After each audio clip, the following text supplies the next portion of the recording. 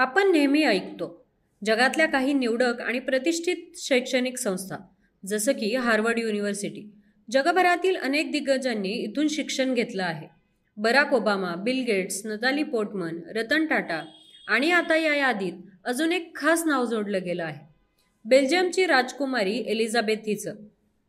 24 वर्षांची एलिझाबेथ बेल्जियमचे राजा फिलिप आणि राणी मथिल्डे यांची सर्वात मोठी मुलगी आहे. भविष्यात बेल्जियमच्या सिंहासनाची वारसदार पण शाही थाटामाटाऐवजी तिला शिक्षणाची आणि समाजसेवेची गोडी आहे. नुकतीच तिने हार्वर्ड युनिव्हर्सिटीत पब्लिक पॉलिसी या विषयात 2 वर्षांची मास्टर्स डिग्री करण्यासाठी प्रवेश घेतला आहे.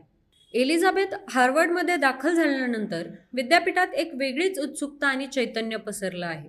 शाही कुटुंबातील असूनही ती अगदी सर्वसामान्य विद्यार्थ्यांसारखी राहते, कोणताही शाही रुबाब न दाखवता. त्यामुळे ती हार्वर्डमध्येही खूप लोकप्रिय झाली आहे. लहानपणापासूनच एलिझाबेथने शाही जबाबदाऱ्या पेलायला सुरुवात केली. वयाच्या 9व्या वर्षी तिने प्रिन्सेस एलिझाबेथ चिल्ड्रन्स हॉस्पिटलचं उद्घाटन केलं. आज ती नौसेनेच्या जहाजाची संरक्षक आहे. अंटार्क्टिका रिसर्च स्टेशनलाही तिचं नाव आहे. पण एवढ्यावरच ती थांबत नाही. समाजातील ज्येष्ठ नागरिक, बेघर, शिक्षण सोडावी लागलेली मुलं, अपंग या सर्वांसाठी ती नेहमी पुढे असते.